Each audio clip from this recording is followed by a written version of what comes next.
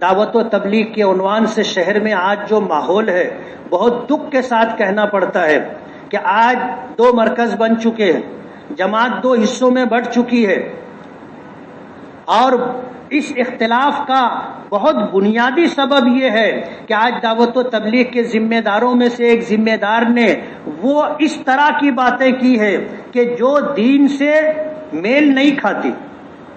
اہل سنت والجماعت کے 1400 سالہ علماء کا جس بات پر اتفاق تھا اس سے اختلاف کر کے باتیں کی جا رہی، اور اصلاح کی کوشش کی گئی تو اس کوشش کو نکار دیا گیا۔ دارالعلوم دیوبند کی طرف سے جب اس پر نکیر کی گئی اور فتویٰ دیا گیا تو آج دارالعلوم دیوبند کی توہین کی جا رہی ہے۔ ان مفتیان کرام اور دارالعلوم دیوبند کے اساتذہ کرام جنہوں نے تمام باتوں کو دیکھنے کے بعد فتویٰ دیا تھا، آج یہ کہا جا رہا ہے کہ ان کو پیسہ دے کر کے فتویٰ لکھوایا گیا۔ آج پوری دنیا دارالعلوم دیوبند کے فتوے پر اعتماد کرتی ہے، اور ساری دنیا کے علماء دارالعلوم دیوبند کے فتوے سے اتفاق کرتے ہیں۔ ایسے حالات کے اندر ایک شخص کی حمایت میں اس طرح کی بات کہنا دین سے انحراف ہے اور غلو ہے، اور یہ چیز جس پر 1400 سال سے امت کا اتفاق رہا ہے اس سے انحراف کرنا دین نہیں ہے۔ انبیاء کرام علیہم الصلاۃ والسلام کی توہین کرنا، ان کا استخفاف کرنا، اور دین کے دیگر شعبوں کو لا یعنی قرار دینا اور بیکار کہنا، ظاہر بات ہے امت کا یہ طریقہ نہیں رہا ہے۔ لیکن آج انہی باتوں کو لے کر کے ہمارے شہر میں تبلیغی جماعت میں 2 حصے ہو چکے، ایک دوسرا مرکز بن چکا ہے۔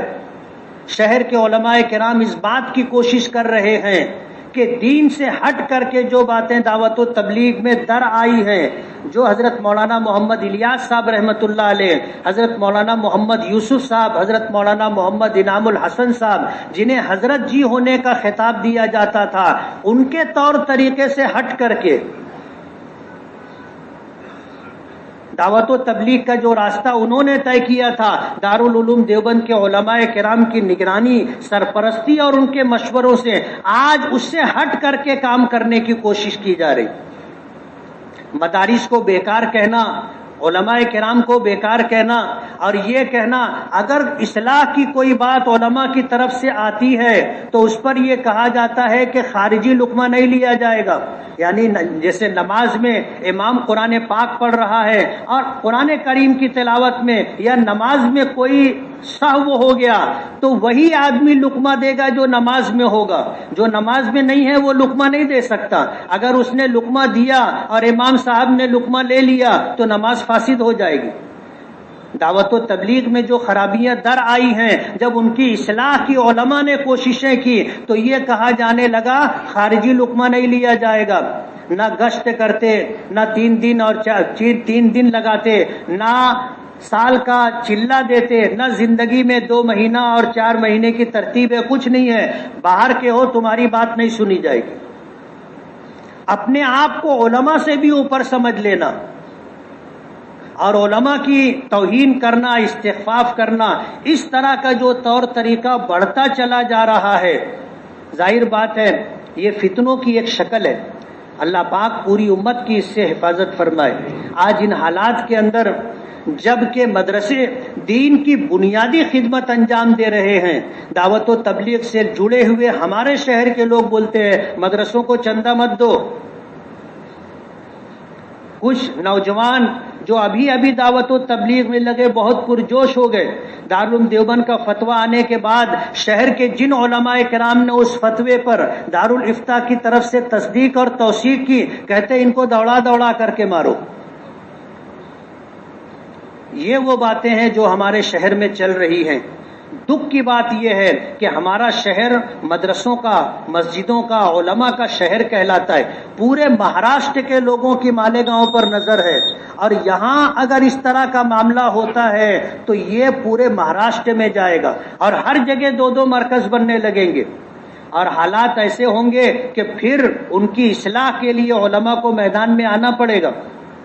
اور جس طرح باطل فرقوں کی سرکوبی کی جاتی ہے اور ان کے بطلان کو اور حق کے خلاف ان کی باتوں کو لوگوں کے سامنے کھول کر کے بیان کیا جاتا ہے، دعوت و تبلیغ میں جو خرابیاں در آئی ہیں علماء کرام مجبور ہوں گے ان باتوں کو بیان کرنے کے لیے۔ ظاہر بات ہے انتشار پیدا ہوگا، امت میں ایسے ہی انتشار کی کمی نہیں ہے۔ آج ہمارا دین، ہماری شریعت، ہمارا قرآن، ہمارے مدرسے، ہماری مسجدیں، ہمارے خانقاہیں، ہمارے قبرستان، ہمارے علماء اور دیندار طبقہ سب فرقہ پرستوں کی نظر میں کھٹک رہے ہیں اور ان کو ختم کرنے کی منظم سازش اور کوشش ہو رہی ہے۔ اگر ہم لوگوں کے درمیان سے اس طرح کی آواز اٹھے گی جو دین کو نقصان، مدرسوں کو نقصان پہنچانے والی ہوگی تو پھر کہاں جائیں گے لوگ؟ ایسے حالات کے اندر ذمہ داری بنتی ہے ہم لوگوں کی کہ ہم لوگ دعا کریں اور علماء کرام کی بات پر اعتماد اور بھروسہ کریں۔ بعض لوگ علماء کو کہتے ہیں کہ یہ کرسی کے لالچی ہیں، یہ کہا جانے لگا کہ ان کو صرف پیسہ چاہیے۔ میں آپ سے پوچھنا چاہوں گا کہ مدرسوں میں پڑھانے والے علماء کرام کو امت کیا تنخواہ دیتی؟ اگر یہ پیسوں کے لالچی ہوتے تو مدرسوں میں نہیں رہتے۔ 4,000 5,000 پر مہینے بھر کام کرنا کوئی نہیں کرتا۔ مسجدوں میں امامت کرنے والے ائمہ کرام کو کیا تنخواہ دی جاتی ہے؟ اتنی معمولی تنخواہ دینے کے بعد ان پر یہ الزام لگانا کہ یہ لوبھی لوگ ہیں، پیسے کے لالچی لوگ ہیں، یہ انتہائی سنگین بات ہے اور اس سے بچنا بہت ضروری ہے۔ یہ وہ لوگ ہیں جو معمولی مشاہرے پر دین کی خدمت کر رہے ہیں، اتنے مشاہرے پر، اتنی تنخواہ پر کوئی کام نہیں کرتا۔